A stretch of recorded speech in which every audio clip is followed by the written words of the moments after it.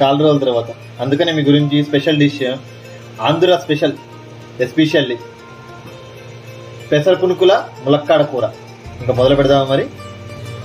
ముందుగా ఒక మిక్సీ జార్లో అర్ధగంట సేపు నానబెట్టుకున్న పెసరపప్పు, పచ్చిమిర్చి, అల్లము, ఉప్పు, కొంచెం కారం, అల్లం వేసుకుని మిక్సీ పట్టుకోండి. నీళ్ళు మాత్రం అస్సలు యాడ్ చేసుకోవద్దు.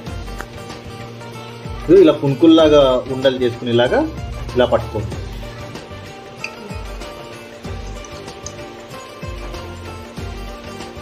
చూడండి, ఈ మాత్రం చిన్న చిన్న పునుకుల కింద తెచ్చుకోండి.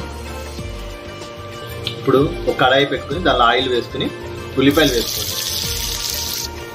ఈ మాత్రం ఎర్రగా వేగాక ఇప్పుడు అల్లం వెల్లుల్లి పేస్ట్ వేసుకోండి. రెడీగా మిక్సీలో పట్టింది ఉంటే ఇంకా బాగుంటుందండి. ఇప్పుడు టమాటాలు వేసేసుకోండి.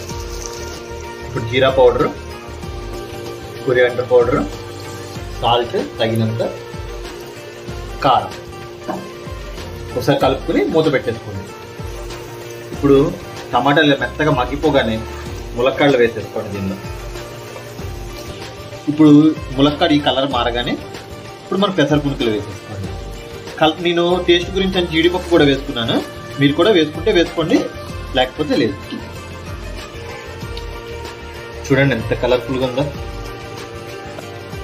అసలు ములక్కాడ పెసర పునుకు దీనిలోకి పలావ్ ఉంటే ఉంటుందండి, అద్దరిపోతుంది. ఇప్పుడు దీనిలోనే మనం చింతపండు నానబెట్టుకుని ఆ పులుసు తీసుకోండి. దీనిలో చూడండి ఎంత బాగుందో. దీన్ని వేడి వేడి పలావ్లో కానీ, వైట్ రైస్లో కానీ, చపాతీ పుల్కాల్లో కానీ తింటే అద్దరిపోతుందండి. ఆంధ్రాలో ఇది లేనిదే పెళ్ళిళ్ళు కూడా జరగవండి తెలుసా. అంత సూపర్ అయిన డిష్ అనమాట. నచ్చిందా?